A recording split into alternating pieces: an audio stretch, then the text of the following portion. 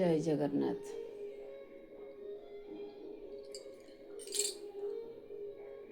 ଆଜି ମୁଁ ଗୋଟିଏ ଛୋଟିଆ ଉଦାହରଣ ଦେଉଛି। ଆଉ ସବୁ ଭାଇ ଭଉଣୀମାନଙ୍କୁ, ସବୁ ପୁଅ ଝିଅମାନଙ୍କୁ ମୋର ଅନୁରୋଧ, ସବୁ ପିତାମାତାଙ୍କୁ ବି ସେଇଭଳି ଭାବ ଯେଉଁମାନଙ୍କର ଅଛି ସେମାନଙ୍କୁ ମୋର ଅନୁରୋଧ, ଆପଣ ମୋ କଥାଟାକୁ ହୃଦୟଙ୍ଗମ କରନ୍ତୁ।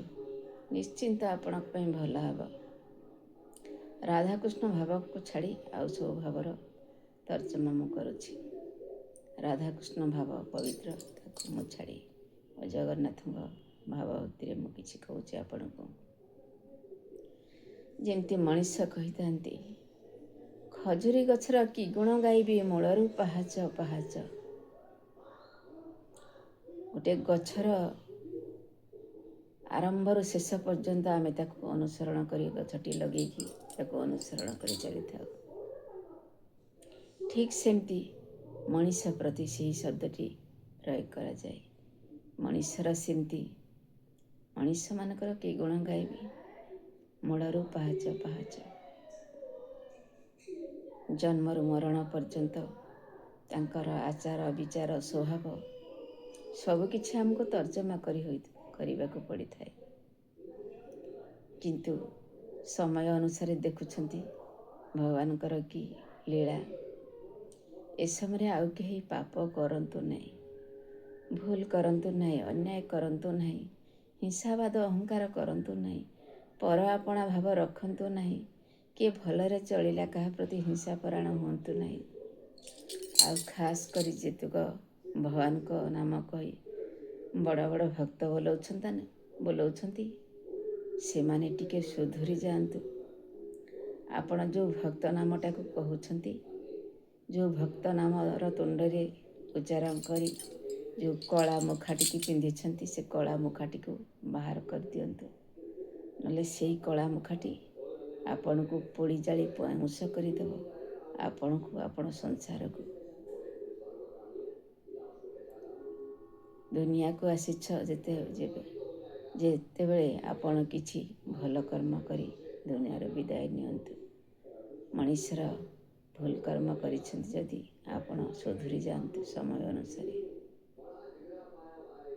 କାରଣ ଆପଣଙ୍କ କଥା, ଆପଣଙ୍କ ଭାବ ଦେଖି ଜଣେ ସବୁବେଳେ କହେ ସମସ୍ତେ ମୋ ପାଇଁ ସମାନେ, ତେଣୁ ତା ଭାବରେ ପାପ ନଥାଏ।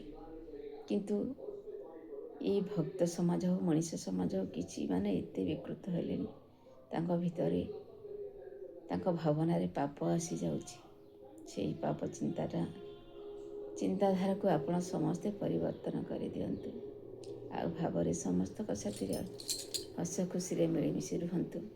ଆପଣ ଜଣଙ୍କର ଭଉଣୀ ବୋଲେଇ ପାରିବେ, ନିଜର ନୁହନ୍ତୁ। ପିତା ବୋଲେଇ ପାରିବେ, ଭଉଣୀ ବୋଲେଇ ପାରିବେ, ଭାଇ ବୋଲେଇ ପାରିବେ, ସାଙ୍ଗସାଥୀ ସବୁ କିଛି ବୋଲେଇ ପାରିବେ। କିନ୍ତୁ ଆପଣ ଭାବଟି ମଧୁର ରଖିବା ଦରକାର। ସେଇ ଭାବଟିକୁ ଆଣନ୍ତୁ ନା। ଆଉ ଭଗବାନଙ୍କୁ ଧୈର୍ଯ୍ୟ ଟିକେ ମାଗନ୍ତୁ। ଧୈର୍ଯ୍ୟ ହିଁ ଦରକାର ଏ ସମୟରେ।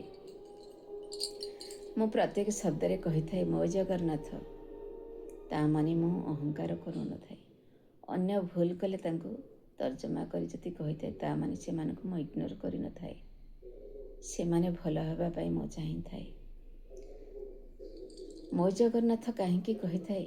କାରଣ ଜଗତର ନାଥ ଜଗନ୍ନାଥ ସମସ୍ତଙ୍କର, ଖାଲି ମୋର ନୁହେଁ। ମୁଁ କହୁଛି ଯେମିତି ମୋର ବୋଲି, ଆପଣ କୁହନ୍ତୁ ମୋର। କାରଣ ଏକ ବ୍ରହ୍ମ ଦ୍ୱିତୀୟ ନାସ୍ତି।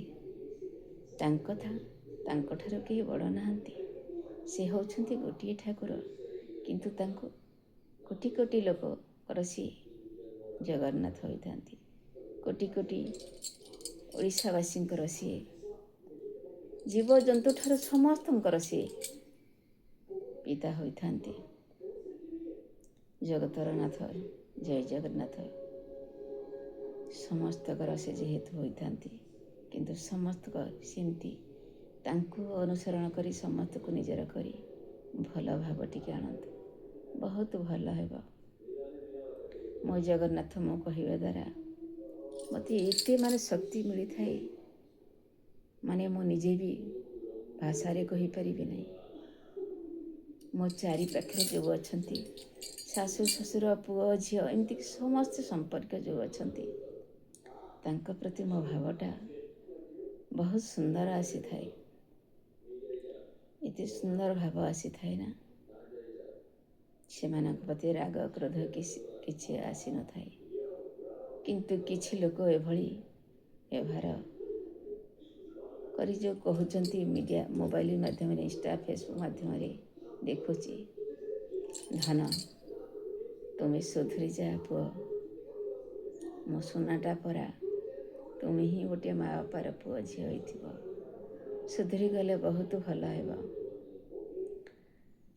ଆଉ ମୋ ଜଗନ୍ନାଥକୁ ମୁଁ ଯେମିତି କହୁଛି ଆପଣମାନେ ସେହି କୁହନ୍ତୁ, ମୋ ଜଗନ୍ନାଥ। ତାହା କହିବା ଦ୍ୱାରା ଆପଣଙ୍କ ଦେହ ମନ ଆତ୍ମା ନିର୍ମଳ ରହିବ। କାହା ପ୍ରତି ଖରାପ ବ୍ୟବହାର ଆସିବ ନାହିଁ, କାହା ପ୍ରତି ପର ଆପଣା ଭେଦଭାବ ଆସିବ ନାହିଁ। ତା'ର ଗୋଟେ ସ୍ପିରିଟ୍, ଗୋଟେ ବହୁତ ସୁନ୍ଦର ଶକ୍ତି ଅଛି। ତାକୁ ଯେଉଁମାନେ ଅନୁସରଣ କରିବେ ସେମାନେ ଧୀରେ ଧୀରେ ବୁଝିଯିବେ। ରହୁଛି, ମୋ କଥା ମାଧ୍ୟମରେ ଯଦି ଭୁଲ ଥାଏ ତାହେଲେ ମୋତେ କ୍ଷମା କରନ୍ତୁ। ରହୁଛି, ଜୟ ଜଗନ୍ନାଥ। ଆପଣଙ୍କ ଭଗବାନଙ୍କ ଭାବରେ ନାହାନ୍ତି, ମିଛରେ ଯେଉଁ ଅଭିନୟ କରୁଛନ୍ତି ସେହି ଅଭିନୟ ହିଁ ଆପଣଙ୍କୁ ବିନାଶ କରିଦେବ। ଦୟାକରି ସୁଧୁରି ଯାଆନ୍ତୁ।